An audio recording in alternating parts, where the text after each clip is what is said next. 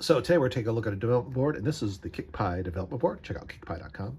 And I tell you what, I am really impressed with this board. As you can see, it's a lot bigger than a Raspberry Pi, but there's a reason for that. This guy has a lot of ports on it. Versus like a Raspberry Pi where you're going to get just a few little ports. This has M.2 slots, has a SIM slot, it has an SD card slot, it has a SATA slot, it has ports for hard drives, LCD displays, pretty much everything you ever want on a development board. This guy has it. And also they have provide a couple different images, OS images. They have Android 13, which it comes pre-installed, Debian 11 and Ubuntu 20. And I've already tried Ubuntu on here, and also I have Debian on here right now, but it comes default already with Android 13 on here. So if you want to just out of the box play with it, kind of a stripped down version. But like I said, this is for development. You could, if you wanted to, if you want to use it as a desktop, you could do that. I played with Debian quite a bit, and you're going to see here later on. That's the one we're going to take a look at. And I'll tell you what, I am truly impressed. So let's take a little closer look at the board. So we'll take a look at all the ports. You're going to get the 40-pin GPIO. You're going to get the EDP LCD port, or a little connector for that. You're going to get infrared control, and he is right here, and a couple buttons. And I think power, like a mask ROM and a reset button. 2 USB ports, so I got something in one of them. And then you're going to get the TF card. So this is your micro SD card.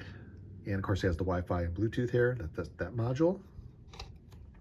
And over here, you're going to see this is a power connector for a hard drive. Yep, that's right. You can connect a hard drive up here. So you need that cable.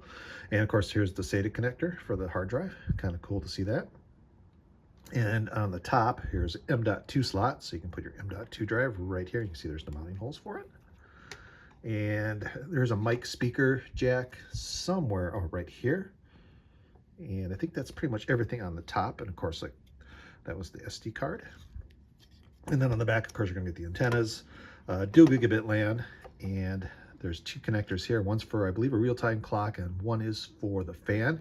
And if you can see, there's like a little outline here, a couple holes for mounting for a fan. I actually put some heat sinks on here, but you can put the fan on if you want to.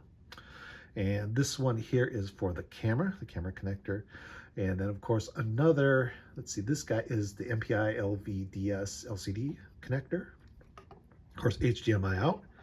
And there's audio jack. And I believe this connector right here is for like a microphone or a speaker. And it does have a USB-C port, but this is not for power. This is for programming. So if you want to load your operating system on here, this is the port, the USB-C port you're going to use, the OTG port. So don't plug power in here because that's not for power. You actually need a 12-volt power supply, and that's where the little barrel jack is. So you're going to need one of these guys. Oops, where'd he go? He's down there somewhere. Hang on. So a little barrel jack, 12-volt power supply, of course. But really, really nice board. Like I said, it pretty much has everything you ever imagined for doing development, or even if you want to use this as a desktop. I think make a nice desktop. I played with Debian and Ubuntu on this for a little while. And I'm impressed. It works perfectly fine. Like I said, they do have a software development kit you can download and the images, so you can kind of put whatever you want here, do whatever you would like to do with this guy. But I'm really impressed with it. And it, like I said, it comes installed with Android 13. And I actually play with that a little bit. It's just kind of like a basic install Android 13, just to get you started. So I'm not going to show you that. I did put Ubuntu, and I actually switched over to Debian. So we're going to take a look at Debian, just kind of give you some of the specs and show you kind of how it performs just a little bit. I'll do another video showing how to load the operating systems and things like that. But all in all, I'm really impressed. So tell it, let's boot this up into Debian and take a look at it. So we have Debian booted up. And you can see I have HTOP running here. And you can install this. You have to install this separately on Debian through the Synaptic Package Manager. And I'll show you that in a second. But you can see it's got the 4 cores, 0, 1, 2, 3, and 4. And it has 2 gig of RAM. We're using about 500 meg of RAM and no swap files. So a really nice light install of Debian. And I'll show you the package manager. Here's Synaptic. Where's he at? There he is. I'll put in his password.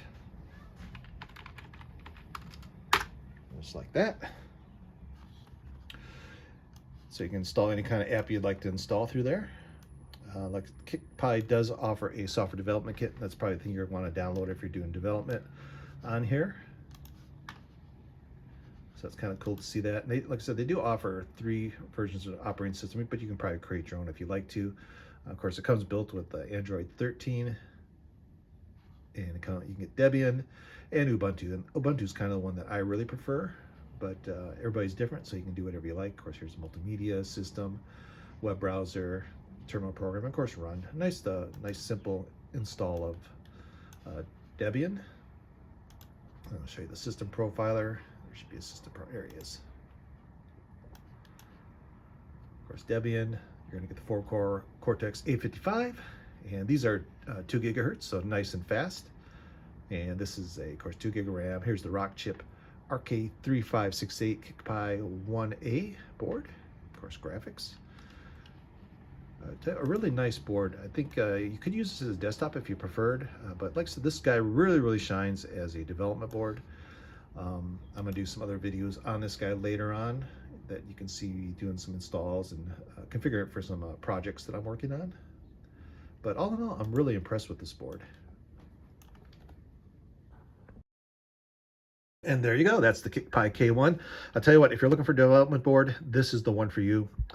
Fantastic pricing for what you get, all the features you get for the price. A really nice board. Check out their little manual here. It shows you download links to all their software, and there is a nice little wiki. So if you want to learn any information about Linux or how to install anything kind of related to this board, it's in the wiki, and they do have some really great documentation on this. But all in all, I'll tell you what, I'm truly impressed, and I like this board a lot, and I can see this being used for a lot of great projects, especially for the price. You really can't go wrong for what you're going to get. So anyway, check out KICKPI.